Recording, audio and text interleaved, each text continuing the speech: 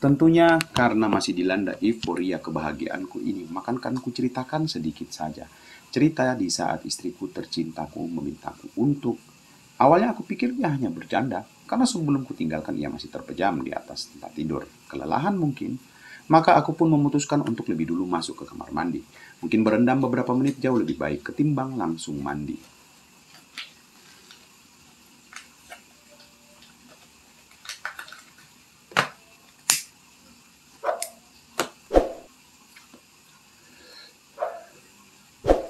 Beberapa menit berlalu, beberapa lama telah kubiarkan sepenuhnya terendam air hangat dalam bathtub kamar mandi pribadiku ini. Sedangkan kepalaku bersandar di ujung sambil terpejam, lalu tiba-tiba.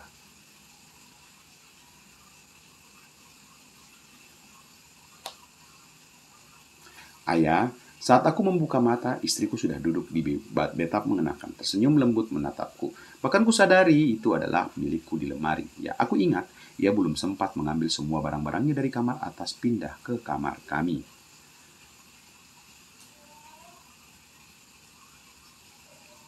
Ya sayang, ayah katanya mau bantuin bunda. Ujar istriku, ia bermain pada air, menatapku dengan pandangan, ah, Gain, mana kondisiku sedang. Baiklah teman-teman, sebelum kita lanjutkan cerita ini, bantu tekan tombol subscribe, lalu like video ini, serta share ke sosial media teman-teman agar saya selalu semangat untuk mengupload cerita-cerita lain selanjutnya. Yang sudah melakukannya, saya ucapkan terima kasih, serta saya doakan semoga teman-teman sehat selalu dan diberi rezeki yang berlimpah. Amin. Stories of Putri Asifah. Aku sungguh tak dapat bercerita banyak mengenai kehidupan yang kini kujalani bersamanya. Bersama lelakiku, suamiku, pahlawanku, malaikat pelindungku, pelindung kami sekeluarga.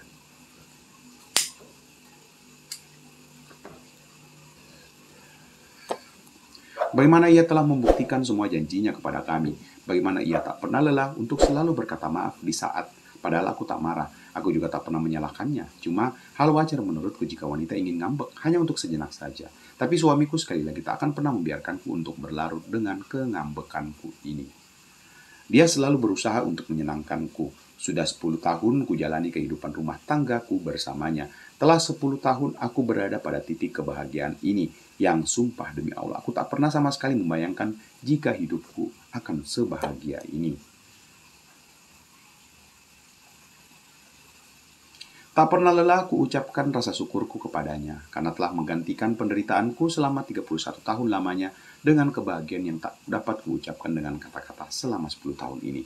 Tak pernah lelah ku ucapkan rasa terima kasihku kepada suami tercintaku atas segala pemberiannya kepadaku.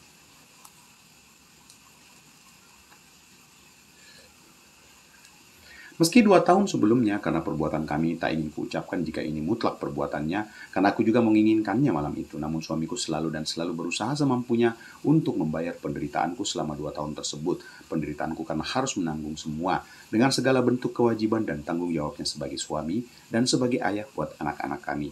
Tak pernah lelah kulayani suami tercintaku, pelayanan yang terbaik yang sebisa ku mampu. Meski ada beberapa pelayanan kecil dariku yang kadang ia protes. Seperti sepulang ia dari kantor, aku selalu dan selalu mengajaknya langsung ke kamar sebelum ia bermanja-manja denganku dan anak-anak. Ketika sudah berada di kamar, aku langsung menyiapkan baskom berisi air hangat, membuka kaos kakinya, membasuh kedua kaki malaikatku, dan kuberikan pijatan kecil agar ia bisa rileks. Agar beban dan masalah di luar rumah bisa sedikit terredakan. Seperti yang ia selalu janjikan, tak akan pernah membawa masalah dari luar ke dalam rumah. Dan selama 10 tahun ini, ia tak pernah mengingkarinya. Namun, aku juga akan selalu membantunya dengan pelayanan kecilku sebagai istri. Seperti ini. Kenapa aku bilang ia protes?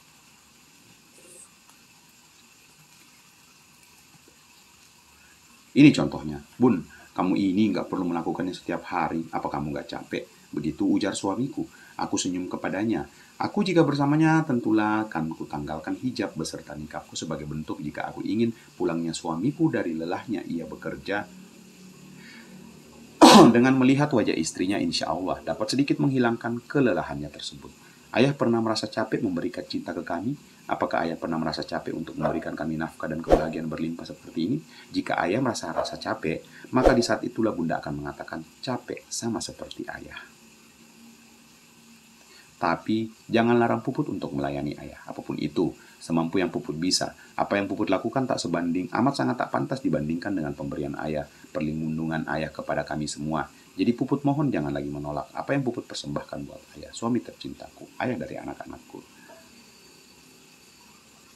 Aku tahu ketika aku sudah berucap sepanjang ini, suami tercintaku akan gemas padaku. Terbuktikan dia sampai menggertakkan giginya, menggelengkan kepalanya, disertai ia menyentuh keningku. Apalagi ya?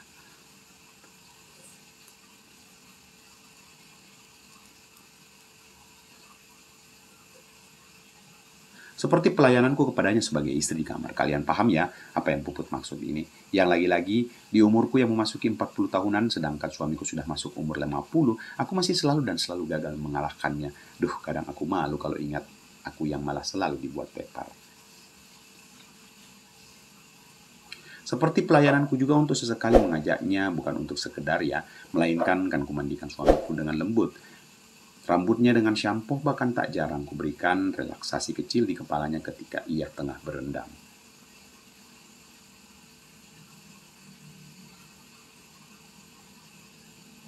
Semua kulakukan sebagai bentuk keinginanku sendiri untuk membuktikan jika aku amat sangat bersyukur diberikan kesempatan kedua untuk menerima cinta dan kasih sayang dari suami yang keduaku ini.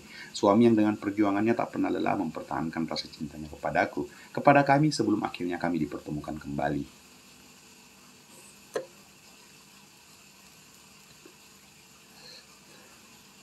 Aku bahagia bukan karena hartanya, sumpah demi Allah.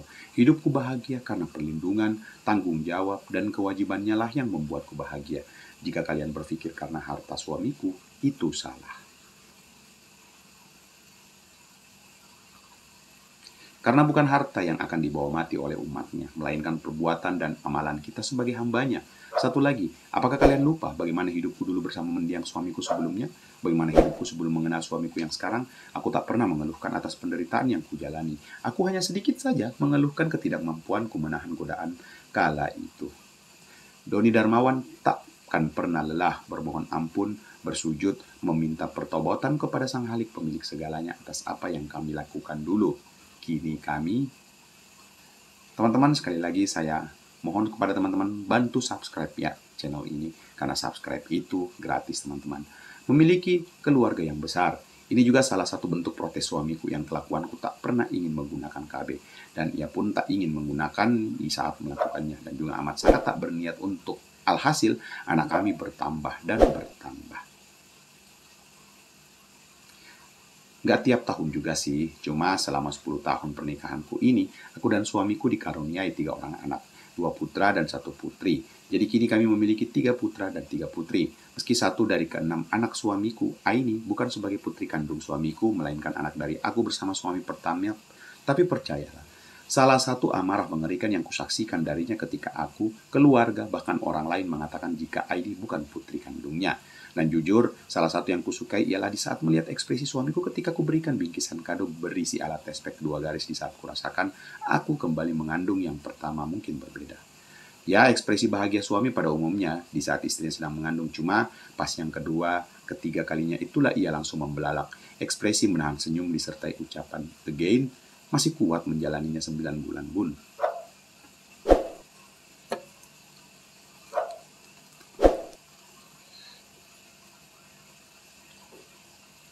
Insya Allah, Puput akan kuat jika yang mendampingi Puput selama mengandung adalah Doni Darmawan. Dan ya, aku pun berakhir dengan perlakuannya yang langsung ya seperti itulah.